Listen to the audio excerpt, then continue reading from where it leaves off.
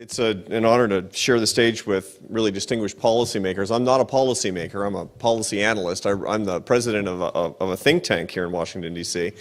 But I spent the entire first part of my career in the arts. I was a French horn player for 12 years, including a number of years with the Barcelona Symphony, but also with many arts nonprofit organizations right here in the United States. And so I have a real passion for what we're talking about here. And what has always occurred to me as a policy analyst in the world of trying to change policy and culture in the United States is how we can improve arts policy. What are the tools and the data that we can use to make arts policy a little bit better?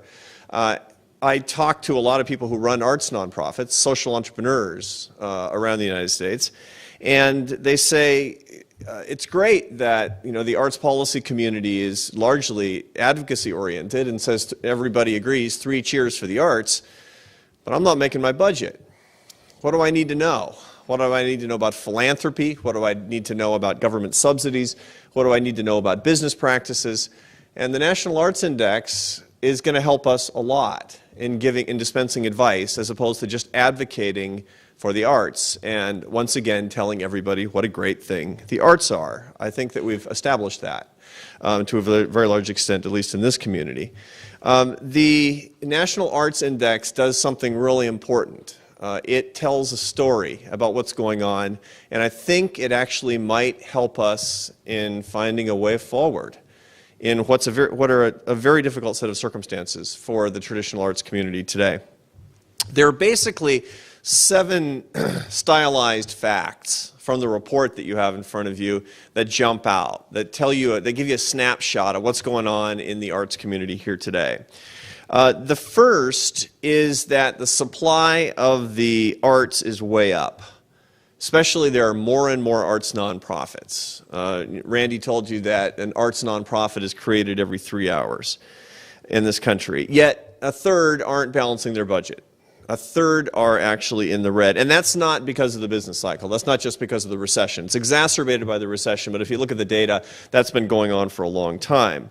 At the same time, nonprofit arts participation is falling. In other words, there are fewer and fewer people going to traditional arts nonprofit events as a proportion of the population. And the reason is because alternative uses of time are winning out. There's sort of a target-rich entertainment environment out there, and there are a lot of competitions for uses of time. We can regret that all we want. For the years I was in the arts world, and sometimes I was up on stage, and there were more of us up on stage than people out in the audience.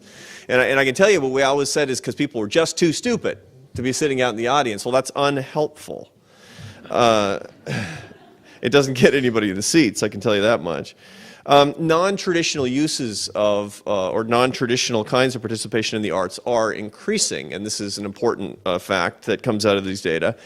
And support patterns are changing in an interesting way. Philanthropy is down. Donated support to the arts is down. Individually in terms of foundations and also in terms of corporations. It's almost certainly the case that foundations and individuals will recover. It is absolutely certain, in my view, that corporate philanthropy will not recover. That is a permanent state of affairs, and the nonprofit arts community is just going to have to get used to that. Government funding is rising as a percentage of total nonprofit arts funding right now, picking up part of the slack. These are the stylized facts that come out of this report, and they're really important. They tell a story, I think, that's going to help us a lot. And here's the story that I think that we're getting. Now, all of us here know that the traditional nonprofit arts model in the United States is not immutable, it's not permanent, and it hasn't even been around that long.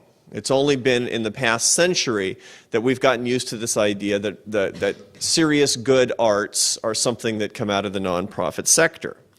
And it appears to be the case, or appears likely, that in certain parts of the arts community that model is being overtaken by events in this country. The arts are simply less and less competitive. The nonprofit arts are less and less competitive for our time as individuals and also for our philanthropic dollars. Yet the problem is that we have all kinds of incentives while the demand is decreasing for the supply to be increasing. Now that's a recipe for disastrous nonprofit activity for unemployment and for screaming for subsidies. Why is supply increasing while demand is falling? And the answer is there are a whole bunch of incentives for that to be the case. First of all, we're a very entrepreneurial country. I mean, a new nonprofit every 3 hours, I guess it's funny, but it's a wonderful thing when you think about it. There's a new retail establishment that starts every 3 seconds in this country. This is a very entrepreneurial country, but we don't regret the fact that when times are bad, restaurants that are not competitive have to close.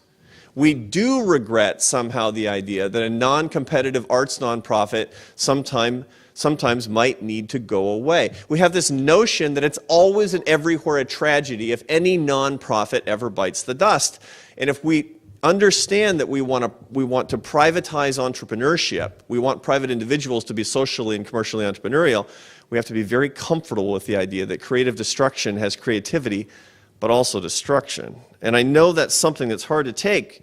And let me tell you, I don't want that to happen to my nonprofit ever, but it's something we have to accommodate ourselves to, because understanding that trying to avoid bankruptcy at all costs at all times is simply not a healthy thing in an entrepreneurial environment. Second, government is picking up more and more of the slack in funding deficits for nonprofit organizations, and of course that feels good, but it's tough on incentives. It's tough because it creates incentives that once again run up supply, but actually don't help demand very much, generally speaking, because this is support for nonprofit organizations and for artists. And last but not least, we're just bombarded by unhealthy arguments about how the arts are supposed to work that really simply do not jibe with how markets work. There's a real-life example forming around us right now. Most of you are familiar with the labor disputes with the Cleveland Orchestra right now. Well, if you listen to the players, and I was a symphony player, so I have a labor mentality in these types of disputes, but I can tell you that the argument that higher compensation is necessary such that the Cleveland Orchestra can attract high-quality artists is simply not plausible. I mean, in point of fact, going from 600 applicants for every job down to 550 applicants for every job is not going to hurt the quality level for the orchestra. And when we make implausible arguments like that, we don't help the situation of oversupply and insufficient demand. This is not helping the situation for something that we all love, which is a healthy arts sector. Meanwhile, the healthiest parts of the arts world are outside of the nonprofit world. We've got more and more grassroots hands-on arts participation, more embedded arts in everyday life, including in our commercial consumer products, and new methods of consumption through social media, through the internet, through all kinds of new media and for-profit opportunities. So in closing, what are the solutions? What should we do? Here's one solution. Let's fight the future. Let's not face the facts. Let's go to philanthropists and say, you need to keep me from failing, and let's harangue governments more and more and more to say, rah, rah for the arts, and I don't care if we don't have audiences, it's just important to get the stuff produced.